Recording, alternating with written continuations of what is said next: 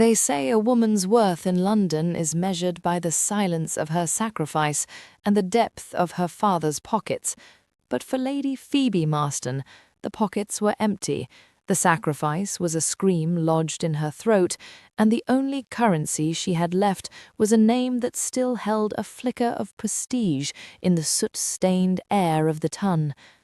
To save those she loved, she would have to walk into the lion's den, or rather the lair of a beast who traded in secrets and gold. This is not a fairy tale of glass slippers, it is a story of a bargain struck in the shadows, where the heat of a look can burn brighter than a hearth, and the most dangerous thing a woman can do is look beneath the mask of a monster. Before we step into the candlelit drawing rooms of Belgrave, make sure to subscribe and hit the like button if you've ever lost your heart to a brooding hero. Tell me in the comments, from which corner of the world are you joining our story today? Chapter 1. The Bargain of the Black Sheep. The rain in London did not fall, it loomed. A heavy grey shroud clung to the windows of Marston House, mirroring the suffocating despair within. Lady Phoebe tightened her shawl, though the chill she felt had little to do with the draughty corridors.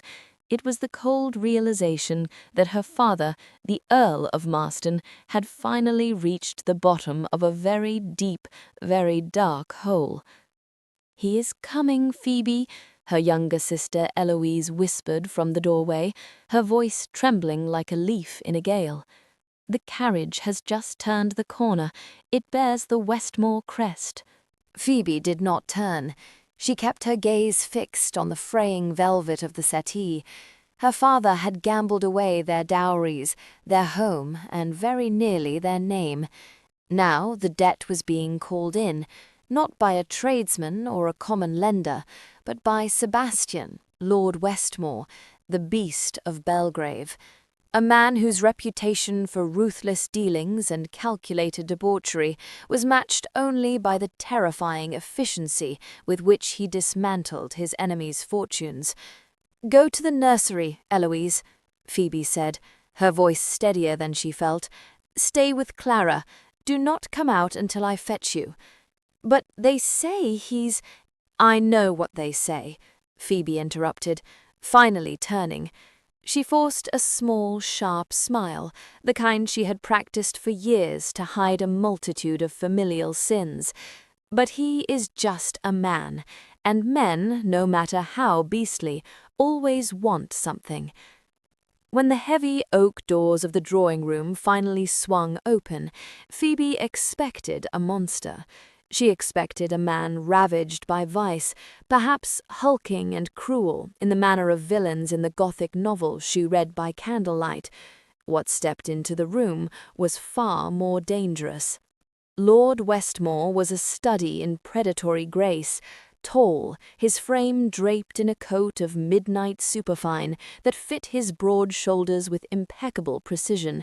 His hair was the color of a storm at sea, and his face, strong-jawed and strikingly handsome, bore the bored expression of a king who found his kingdom tedious. But it was his eyes that stopped her breath. They were obsidian, sharp and unsettlingly perceptive, as if he were auditing the ledger of her soul and finding the balance wanting. "Lady Phoebe," he said. His voice was a low, resonant baritone that seemed to vibrate in the very floorboards. "Lord Westmore," she curtsied, a perfect icy movement of silk and decorum. "My father is indisposed." "Your father is insensible, my lady," Westmore corrected, moving into the room with a slow, deliberate stride.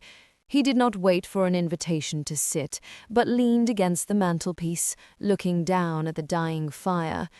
"He has lost the last of the unentailed Marston holdings at the tables of White's.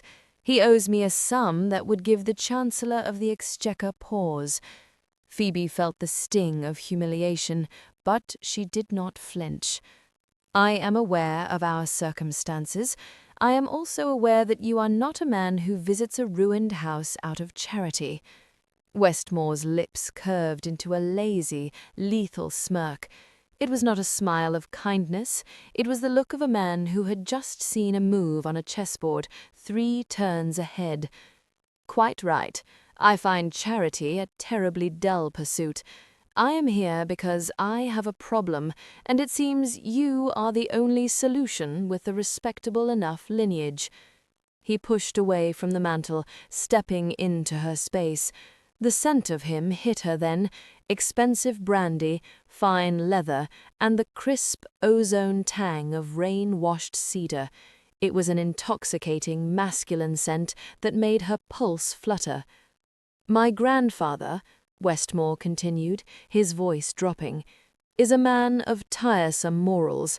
He holds the keys to my full inheritance, but refuses to release it until I provide him with a shield of respectability, a wife, someone to stand at my side and prove to the world the beast has been leashed." Phoebe's throat went dry. "You want a marriage of convenience?" "I want a business arrangement," he corrected. "You will be my countess, you will manage my households, stand by me at the interminable events the ton insists upon, and in exchange your father's debts are wiped clean. Your sisters will have dowries that will make them most eligible. They will never know the inside of a workhouse." It was a lifeline thrown from the hands of a devil. Phoebe searched his face for the cruelty she had heard so much about. Instead, she found an intensity that terrified her. He was not looking at her like a woman, he was looking at her like a strategic asset he had just secured. "And what of the rest?" she asked, her voice barely a whisper. "The duties of a wife." Westmore's eyes darkened, sweeping over her, from the stiff lace of her gown to the pulse throbbing at the base of her neck. He reached out, his gloved hand catching a stray lock of her dark hair. He did not pull it, he simply let the silk slide through his fingers. "I have no desire for a martyr in my bed, little bird," he murmured, the nickname feeling like a brand. "I want a shield, not a sacrifice. As long as you play your part in public, your private life remains your own. Do we have a bargain?" Phoebe knew she should feel relief, she should feel the weight of her sister's futures lifting, but as he extended his hand to seal the deal, a strange, terrifying spark jumped between them. When her palm met his, the heat was instantaneous. It was not the cold touch of a transaction, it was a jolt of pure lightning. Her breath hitched, and for a fleeting second the boredom in Westmore's eyes vanished, replaced by a raw, predatory hunger that made her knees weak. She had expected to marry a monster to save her family, but as she looked into the eyes of Lord Westmore, Phoebe realized the danger was not that he was a beast. The danger was that she might actually want to be caught in his teeth. "We have a bargain," she whispered. Westmore's smirk returned, sharper than ever. "Splendid. Pack your things, my lady. The beast is taking you home." The Westmore townhouse in Mayfair was not a home. It was a statement. Built of soot-stained stone and arrogance, it stood as a monument to a man who had more wealth than he knew what to do with, and a reputation that kept his neighbors at a respectful, shivering distance. Inside, the air was thick with the scent of beeswax, old books, and the lingering shadow of a man who preferred the dark. Chapter 2. The Midnight Contract. The long case clock in the hall struck midnight, each chime echoing through the cavernous foyer like a death knell for Phoebe's former life. She stood at the threshold of the library, the heart of Westmore's domain.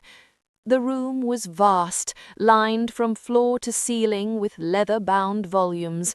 A fire crackled in the grate, casting long shadows across the mahogany desk where Sebastian sat, a crystal decanter of brandy at his elbow. "You have a bargain," she whispered. Westmore's smirk returned, sharper than ever. "Splendid.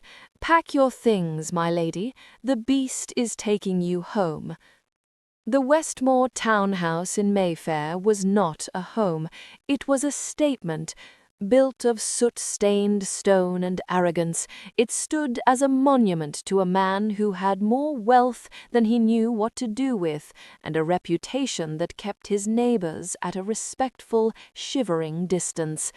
Inside, the air was thick with the scent of beeswax, old books, and the lingering shadow of a man who preferred the dark.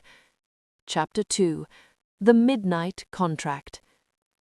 The long case clock in the hall struck midnight, each chime echoing through the cavernous foyer like a death knell for Phoebe's former life. She stood at the threshold of the library, the heart of Westmore's domain. The room was vast, lined from floor to ceiling with leather-bound volumes. A fire crackled in the grate, casting long shadows across the mahogany desk where Sebastian sat, a crystal decanter of brandy at his elbow. "You have a bargain," she whispered. Westmore's smirk returned, sharper than ever. "Splendid. Pack your things, my lady. The beast is taking you home." Westmore finally looked up, his dark eyes catching the firelight. "Terms? How very pragmatic. Most women of your station would be swooning or demanding a larger jewelry allowance." "I am not most women, as I believe we have established," she said, moving toward the desk. Her heart hammered against her ribs, but she kept her chin high. "If this is to be a business arrangement, then we require a contract, a treaty of convenience." Westmore gestured toward the chair opposite him. "By all means, state your demands, little bird. I find I am in a generous mood." Phoebe took the seat, the quill heavy in her hand, as she drew a fresh sheet of parchment toward her. "Rule 1, she said, her voice clear. "Separate chambers. I require my own suite of rooms, with a door that locks. Our paths need not cross unless society demands it." Westmore's expression did not change, but a muscle jumped in his jaw. "Agreed. I have no interest in an unwilling audience to my morning humor." "Rule 2, she continued. "No interference. My private life, my charities, and my time with my sisters are my own. In return, I shall not question how you spend your nights or whose company you keep, provided it does not bring scandal upon the name I am now forced to bear." "A fair trade," he murmured, taking a slow sip of his brandy. "I value my privacy as much as you value your autonomy." Rule 3. Absolute loyalty in public. Before the Ton, we are the picture of a devoted, if unconventional, couple. No one must suspect the nature of this bargain. Your reputation is stained enough. I will not have mine shredded because we cannot pretend for the length of a dinner party. Westmore leaned forward, the heat from his body seeming to reach across the desk. "I can be very persuasive when I choose to be, Phoebe. The world will believe you are the only woman I have ever truly seen." Phoebe swallowed hard, her hand trembling slightly as she prepared to write the final line. "Rule 4. She paused, the weight of the moment pressing down. "No emotional entanglements. This is a contract of blood and gold, nothing more. We will not seek affection, and we will certainly not seek love." "The impossible rule," Westmore whispered. He rose then, walking around the desk with that same predatory grace. He stopped behind her, leaning over her shoulder to read the words she had just inked. His scent, that intoxicating blend of rain, cedar, and something more primal, enveloped her. She could feel the warmth of his chest through the silk of her dress. "Careful little bird," he breathed, his voice a low vibration near her ear. He reached out, his hand covering hers on the desk, his long fingers guiding the quill to the bottom of the page. Contracts are easily signed, but hearts are notoriously difficult to legislate. As he pressed her hand down to sign her name, his thumb brushed against the sensitive skin of her wrist. The spark was there again, more violent this time, a jolt of fire that made her vision blur. For a second she forgot about the workhouse and her father. There was only the heat of him, the darkness of the library, and the terrifying realization that she was no longer just a shield. She was a captive, beginning to wonder if the cage was exactly where she wanted to be. Westmore straightened, the moment breaking like shattered glass. He took the parchment, blowing on the ink to dry it. "It is done. Welcome to the den, Lady Westmore. I hope you find the shadows to your liking." Chapter 3. The Queen of the Hellion's Den. The transition from the silent halls of Westmore House to the gilded chaos of the gilded cage was disorienting. This was not the stifling propriety of Almack's. This was a den of beautiful iniquity, where the scent of expensive tobacco, spilled champagne, and desperation hung heavy. Here the tons shed their waistcoats and their manners. As Phoebe entered on Sebastian's arm, the room stilled. The clatter of dice ceased. She felt the weight of 1,000 whispers. She was the purchased countess. The lamb led to the wolf. Sebastian felt the tension in her arm and pulled her closer, his hand covering hers with a possessive heat that was both comfort and warning. "Stay close, little bird," he murmured, his eyes scanning the room like a general surveying a battlefield. "The wolves here are far less honest than the ones in the woods." They had not been there an hour before trouble found them. Lord Hardcastle, a man whose bloated face spoke of a lifetime of excess, stumbled into their path. "Well, well," Hardcastle sneered, his voice carrying, "if it isn't Westmore and his latest acquisition. Tell me, Sebastian, did the Earl of Marston give you a discount for the wear on the family name? Or did you pay full price for a bride who looks like she'd rather be at a prayer meeting?" The silence was deafening. Phoebe felt the blood drain from her face. But Sebastian did not explode. He became terrifyingly, unnervingly still. "Hardcastle," Sebastian said, his voice as smooth and cold as a winter lake. "A pity. I find I am in the mood for a game. Shall we see if your luck is better than your manners?" The crowd pressed in as the two men sat at a green baize table. The stakes were set, not in coin, but in land. Hardcastle, fueled by wine, put up his ancestral estate. Sebastian merely nodded, his expression unreadable, his fingers shuffling the cards with lethal grace. Phoebe watched, breathless, as the game unfolded. It was a dissection. Sebastian played with terrifying precision, baiting the man before snapping the trap shut. "Full house," Sebastian said softly, laying his cards down. The room gasped. Hardcastle collapsed back into his chair, his ruin settling over him. You can't take it all. I was joking, Westmore." Sebastian leaned across the table, his shadow looming. The beast was no longer a metaphor. "I don't joke about my wife, Hardcastle, and I certainly don't joke about my debts." He leaned closer, his voice dropping to a terrifying whisper. "If you speak her name again, I won't just take your land, I'll take your tongue. Do I make myself clear?" Hardcastle scrambled away, a broken man. Sebastian stood, his gaze immediately finding Phoebe's. He did not look triumphant. He looked tired. For the first time, the impossible rule felt like a lie. As they prepared to leave, she saw him standing apart, the light catching the sharp line of his profile.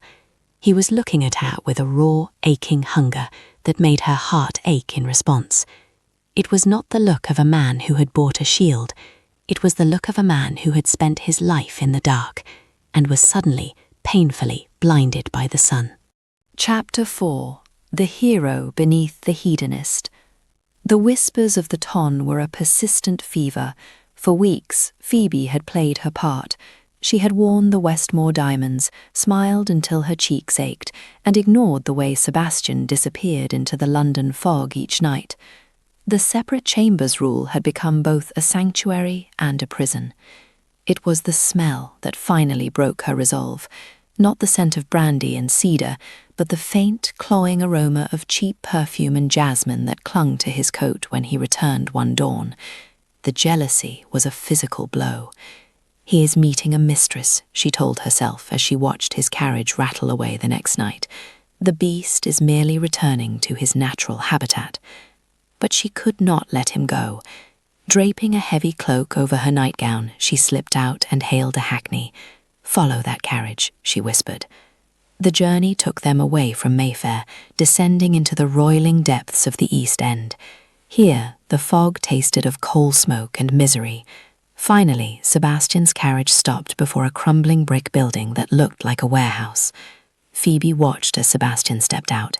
He was not wearing his fine evening clothes, but the rough, dark garb of a labourer. He moved with silent, lethal efficiency. She followed at a distance. Inside, the air was surprisingly clean, scrubbed with lye.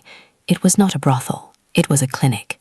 Rows of narrow cots held the broken and forgotten, dock workers with crushed limbs, women pale with consumption, gaunt children. At the centre stood Sebastian. He was handing a heavy purse to a tired-looking man in a stained apron. "This will cover the laudanum and fresh bandages, Miller," Sebastian said, his voice stripped of its aristocratic veneer. It was raw, weary, deeply human. "You're a saint, my lord." "I am a sinner who pays well," Sebastian snapped, without heat. "And remember, if anyone asks, the money is from a silent partner. If the syndicate hears my name, we're all dead." Phoebe gasped. Sebastian spun, his hand going to a knife at his belt. When his eyes met hers, shock was quickly replaced by cold fury. "What are you doing here?" he demanded, pulling her into a small office and slamming the door. "I thought you were with a woman," she stammered. "I wish I were," he hissed, his face inches from hers. "It would be infinitely safer. The men who ruined your father, the corrupt bastards who run the docks, they think I'm one of them, a hedonist who only cares for the next bottle.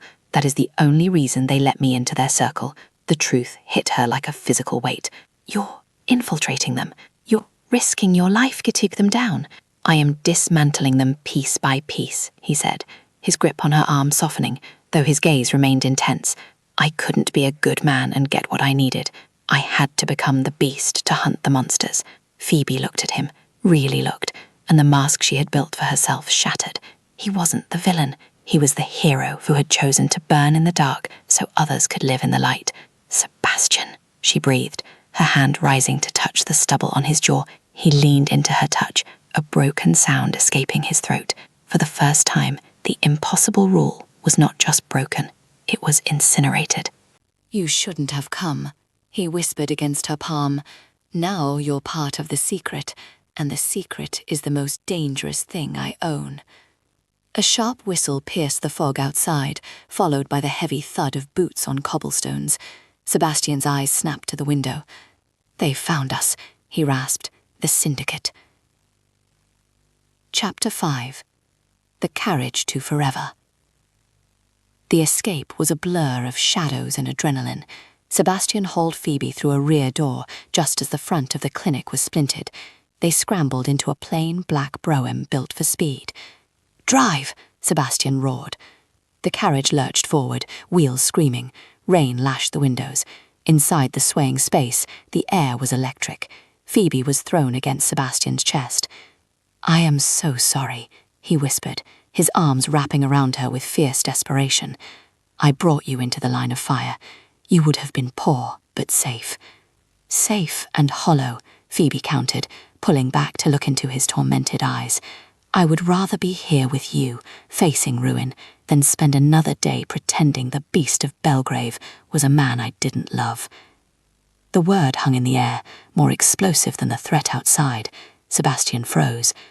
"You cannot love me," he said, his voice cracking. "I am a man of shadows. I thought I was content to burn in the dark. I thought a shield was all I needed. He reached out, his thumb tracing her lower lip, his touch trembling. Until you. You brought the light, and now I can't bear the thought of the darkness returning.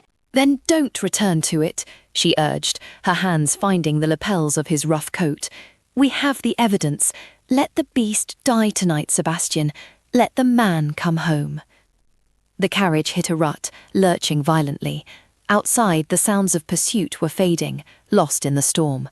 The world had reduced itself to this small, swaying universe of two. Sebastian surrendered. He leaned forward, his mouth finding hers in a kiss that was a collision of everything they had denied. The fear, the yearning, the fire. It was the desperate, soul-deep claim of a man who had finally found his harbour. In that embrace, the wild lord was tamed, not by society's rules, but by the quiet, unshakable courage of the woman who had looked at a monster and seen a hero.